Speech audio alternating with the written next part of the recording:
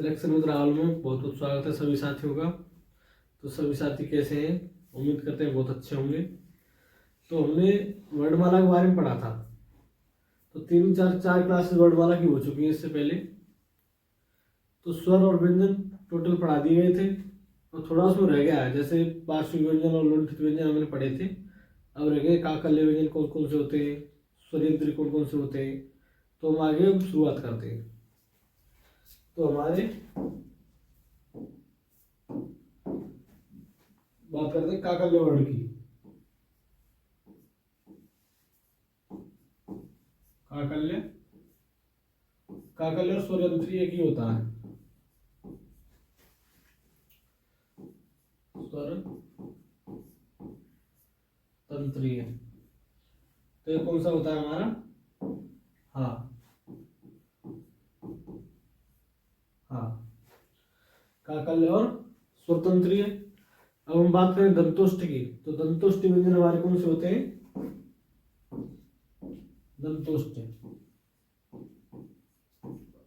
दंतोष्ठ कौन कौन से होते हैं? वाह। तो काकल्य और स्वरयंत्रीय हाँ हो गए। स्वरयंत्रीय हाँ, दंतोष्ठ वाह। और यदि हम संघर्षहीन की बात करें तो संघर्षहीन कौन कौन से होते हैं? संघर्षहीन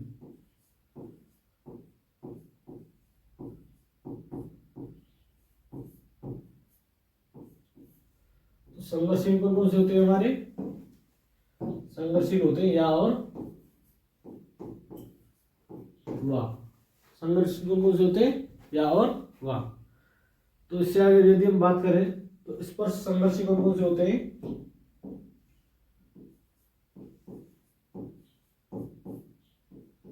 स्पर्श संघर्षी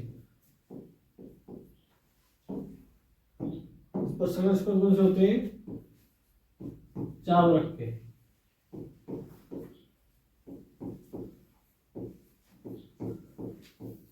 स्पर्श संघर्षी।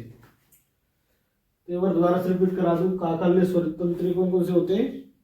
हाँ, तंतुष्ट वा और संघर्षी या और वा। स्पर्श संघर्षी चावरक के जितने भी होते हैं वो सभी स्पर्श संघर्षी होते हैं।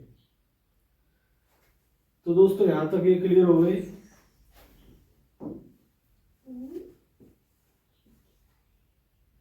यहां तक ये क्लियर हो गए। तो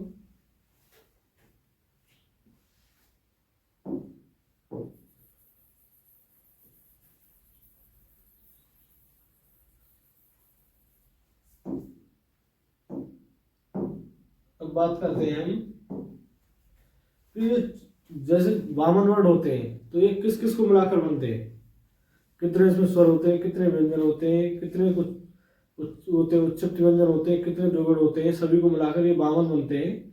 तो ये कैसे बनते हैं हम इनको देखते हैं। तो सबसे पहले इनके अंतर्गत होते हैं स्वर। स्वर स्वर के बाद व्यंजन। व्यंजन कौन से? स्पर्श व्यंजन। स्वर और स्पर्श व्यंजन। स्पर्श व्यंजन के बाद होते हैं अंतस्थ व्यंजन।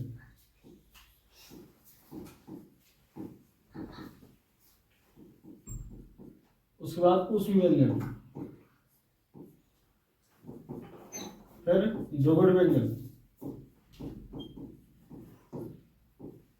द्विगुण व्यंजन स्पर्श व्यंजन होते हैं और कौन कौन से होते हैं? अंतस्थ व्यंजन होते हैं, ऊष्म व्यंजन होते हैं और हमारे इससे आगे संयुक्त व्यंजन होते हैं।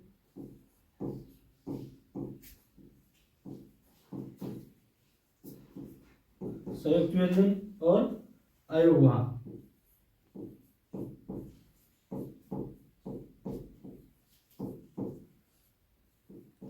अयोगवाह फिर से रिपीट करा दूं। इसमें हमारे स्वर होते हैं, स्पर्श व्यंजन होते हैं, अंतस्थ व्यंजन होते हैं, ऊष्म व्यंजन होते हैं, द्विगुण व्यंजन होते हैं, संयुक्त व्यंजन होते हैं और अयोगवाह होते हैं। यदि इनकी संख्या की बात करें तो स्वर हमारे टोटल 11 होते हैं। स्पर्श व्यंजन टोटल 25 होते हैं। अंतस्थ व्यंजन 4 होते हैं, उसी व्यंजन भी 4 होते हैं, द्विगुण व्यंजन 2 होते हैं, संयुक्त व्यंजन 4 होते हैं और अयुग्मा भी 2 होते हैं। तो स्वर आपने पढ़ लिए, व्यंजन सभी आपको पढ़ा दिया गया है। कैसे टोटल इनका, ये टोटल 52 बनते हैं।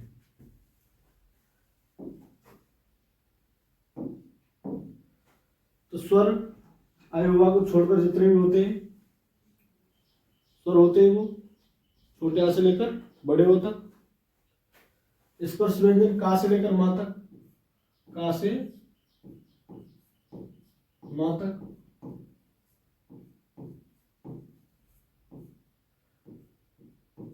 और अंतस्थ व्यंजन 4 होते हैं, कौन कौन से, या, रा, ला और वा। एवं पहले पढ़ा चुके हैं इनको पिछली क्लासों में, आप पिछली क्लासों को देखना जरूर, बहुत अच्छे से वर्णमाला को पढ़ाया गया है। उस व्यंजन कौन कौन से होते हैं, सा, सा, सा, हा। द्विगुण व्यंजन कौन कौन से होते हैं, दा और ढा। संयुक्त व्यंजन कौन कौन से होते हैं, छ, त्र, गे और श्र। अयुग्मा कौन कौन से होते हैं, छोटी अंग और बड़ी अंग। तो यहाँ तो दोस्तों क्लास कैसी लगी आपको जरूर बताना कमेंट करके। अच्छा, तो मैं आपको दोबारा से क्लियर करा दूं, स्वर छोटे आ से लेकर बड़े ओ तक क्लियर हो गए 11। स्पर्श व्यंजन का से लेकर मा तक, का से लेकर मा तक। यहाँ से लिखता हूं,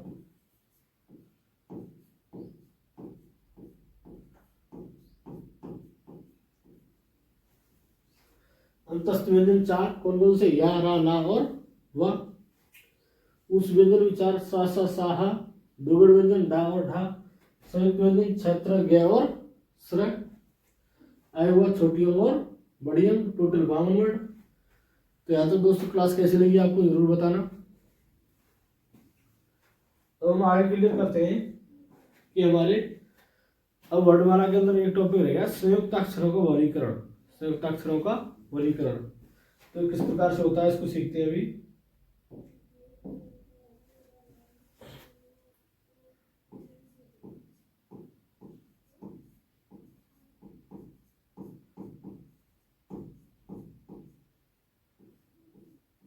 संयुक्त अक्षरों का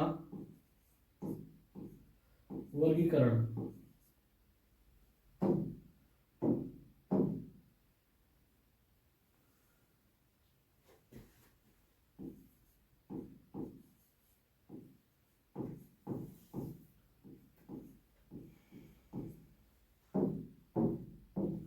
तो संयुक्त अक्षरों का वर्गीकरण किस प्रकार से होता है, तो हिंदी भाषा में उच्चारण के आधार पर यह 3 प्रकार से होता है। हिंदी भाषा में उच्चारण के आधार पर कितने प्रकार से होता है, 3 प्रकार से।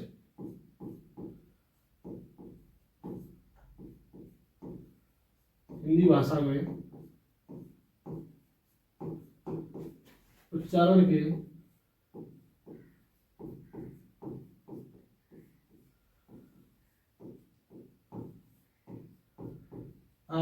पर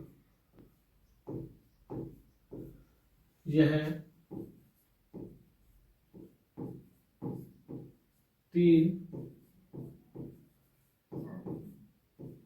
प्रकार से होता है। हिंदी भाषा में उच्चारण के आधार पर यह 3 प्रकार से होता है। 3 प्रकार से कैसे कैसे होता है, तो नंबर 1 संयुक्त ध्वनि। 3 प्रकार से मतलब उसके 3 प्रकार होते हैं, मुख्यतः 3 ही इसकी रीतियां होती है। नंबर 1 संयुक्त ध्वनियां, नंबर 1 संयुक्त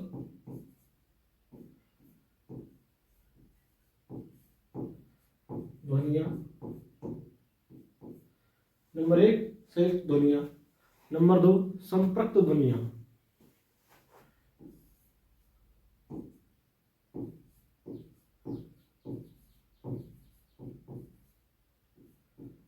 संपृक्त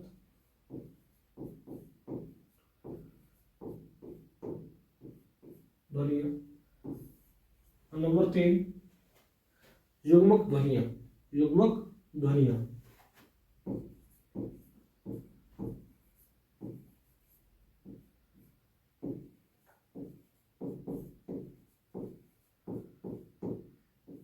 युग्मक ध्वनियां। तो संयुक्त अक्षर का वर्गीकरण मुख्यतः 3 प्रकार से होता है, संयुक्त ध्वनियां, संपृक्त ध्वनियां और युग्मक ध्वनियां। अब हम बात करते हैं संयुक्त ध्वनियों की। संयुक्त ध्वनियों की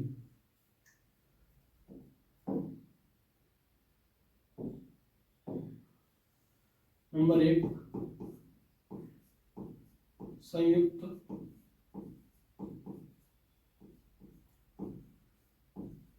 ध्वनियां।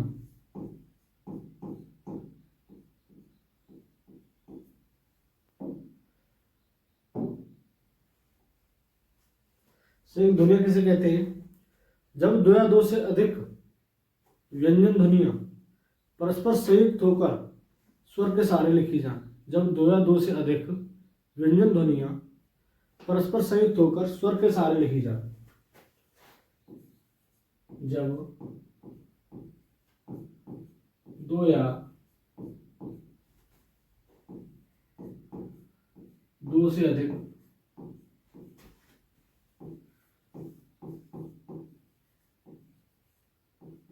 व्यंजन ध्वनियां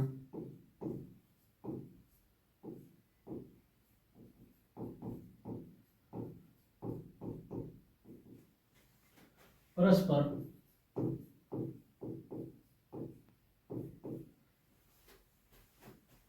संयुक्त होकर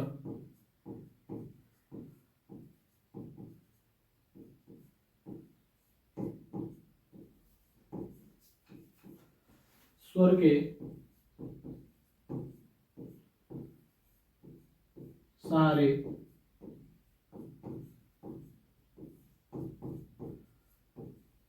लिखी जाए। जब दो या दो से अधिक व्यंजन ध्वनियां परस्पर संयुक्त होकर स्वर के सहारे लिखी जाए तो वहां कौन सी ध्वनियां होती हैं? संयुक्त ध्वनियां होती हैं। जैसे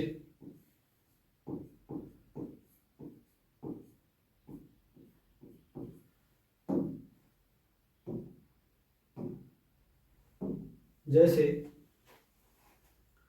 प्राण, प्राण, म्लान, ट्रक और ड्राइवर। जैसे प्राण,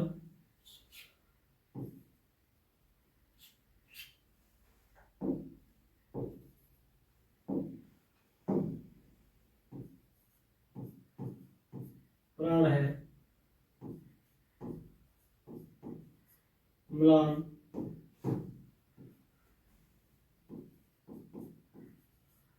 ट्रक और ड्राइवर। तो यहाँ पर जो व्यंजन ध्वनियां हैं वो संयुक्त होकर स्वर के सहारे लिखी हुई हैं। वो संयुक्त होकर स्वर के सहारे लिखी हुई हैं। हम दूसरे नंबर पर बात करते हैं संपृक्त ध्वनियां। संपृक्त ध्वनियां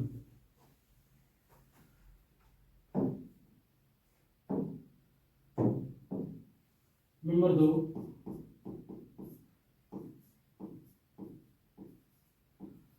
संपृक्त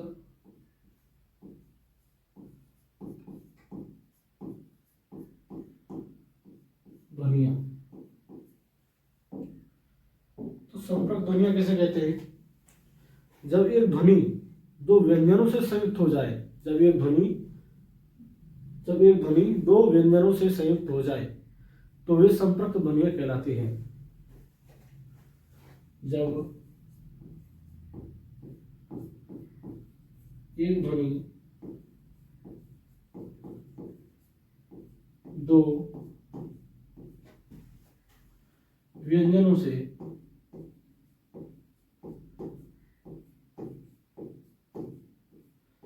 संयुक्त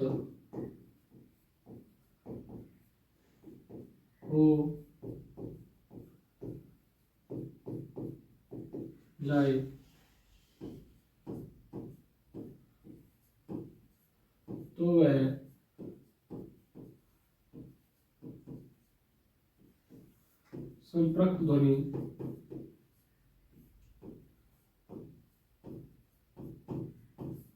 कहलाती है। जब एक ध्वनि दो व्यंजनों से संयुक्त हो जाए तो वह ध्वनि संपृक्त ध्वनि कहलाती है। यदि हम उदाहरण के तौर पर बात करें, जैसे हम उदाहरण लेते, जैसे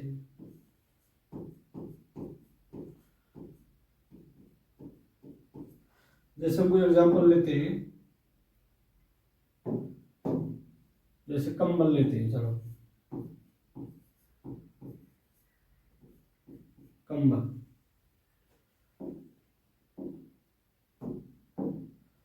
तो कंबल के अंतर्गत जो है, कंबल के अंतर्गत का और बा में ना संपृक्त ध्वनि है। तो इसके अंदर जो है, ये जो का और बा है, का और बा, कंबल सॉरी माँ है, का और बा के अंदर कौन सी संपृक्त ध्वनि है? माँ। कंबल संपृक्त ध्वनि कौन सी है? माँ। का और बा के अंदर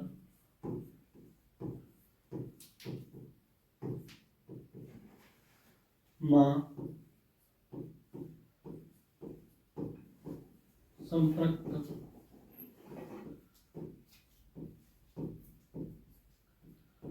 ध्वनि है। का और बा के अंदर माँ संपृक्त ध्वनि है। हम एक और एग्जांपल लेते हैं, इसमें पता चले का और बा के अंदर माँ संपृक्त ध्वनि है। एक और एग्जांपल लेते हैं, हम लेते हैं संबल। संबल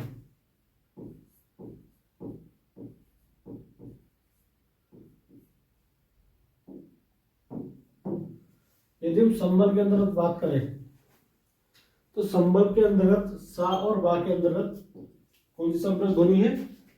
तो इसके अंतर्गत भी मां संयुक्त ध्वनि है। सा और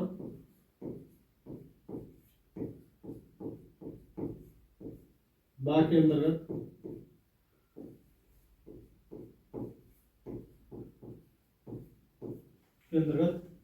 मां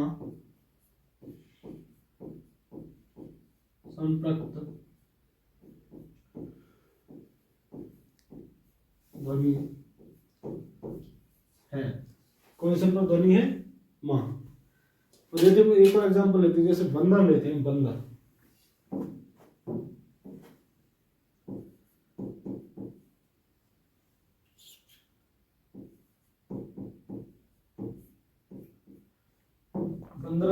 बंदर के अंदर बात करें तो ये बा और दा के अंदर कौन सी संपृक्त ध्वनि है? ना।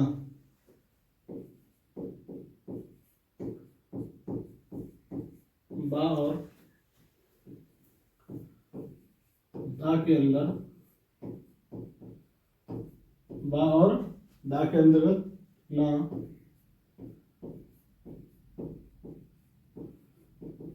संपृक्त ध्वनि है।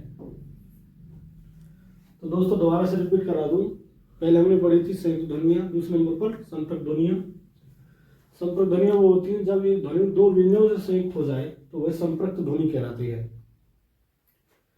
इसके उदाहरण की बात करें, जैसे उदाहरण में हम लेते कंबल, तो का और बा के अंतर्गत मां संपृक्त ध्वनि है। दूसरे उदाहरण की बात करें संबल, सा और बा के अंतर्गत मां संपृक्त ध्वनि है। तीसरे उदाहरण की बात करें बंदर, तो बा और दा के अंतर्गत संपृक्त ध्वनि कौन सी है? ना। तो यहाँ तो हमें दो क्लियर करनी थी। अब तीसरी बात करते हैं योमक ध्वनि।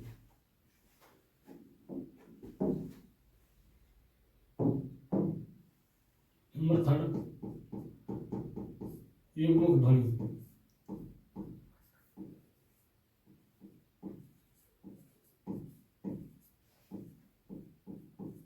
योमक ध्वनि,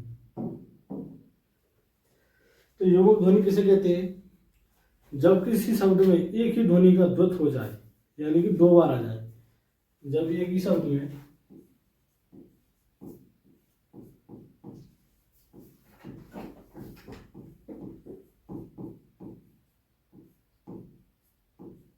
एक ही शब्द में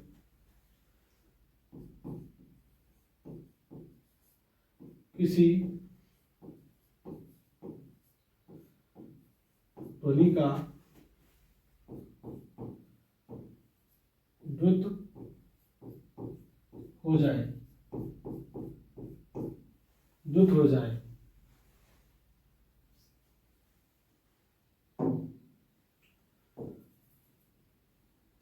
द्वित,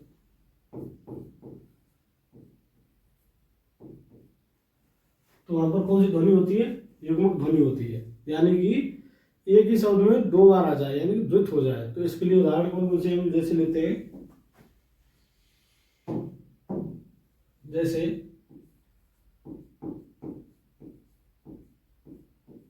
उदाहरण के तौर पर बात करें तो हम लेते हैं जैसे प्रसन्नता,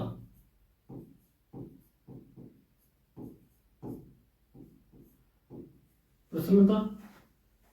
तो इस प्रसन्नता के अंतर्गत ना का, यानी कि ना दो बार आ रहा है, ना दो बार आ रहा है, तो इसी के अंदर ध्वनि कौन सी हमारी? ना। और यदि हम अक्षुंड की बात करें, अक्षुंड, तो इसके अंदर हमारा जो ये है ना, तो ये दो बार आ रहा है, तो यही हमारी कौन सी है? युग्मक ध्वनि है। यदि हम बात करें जैसे अगले एग्जांपल की, जैसे दिक्कत, तो इसमें हमारा का दो बार आ रहा है, तो यही हमारी युग्मक ध्वनि है। तो मैं दोबारा से रिपीट करा दूंगा दोस्तों आपको। जैसे युग्मक ध्वनि है, जब एक ही शब्द में किसी ध्वनि का द्वैत हो जाए तो वहां पर कौन सी ध्वनि होती है? युग्मक ध्वनि। जैसे प्रसन्नता, अक्षुंड, दिक्कत, इसमें ना का, इसमें का, ऐसे करके ध्वनियां दो बार आ रही हैं। तो दोस्तों आपको क्लास कैसी लगी कमेंट करके आप जरूर बताना। और वर्णमाला हमारी यहाँ पर खत्म हो चुकी है, बहुत अच्छा वो रहा है आपका फीडबैक। ठीक है, धन्यवाद दोस्तों।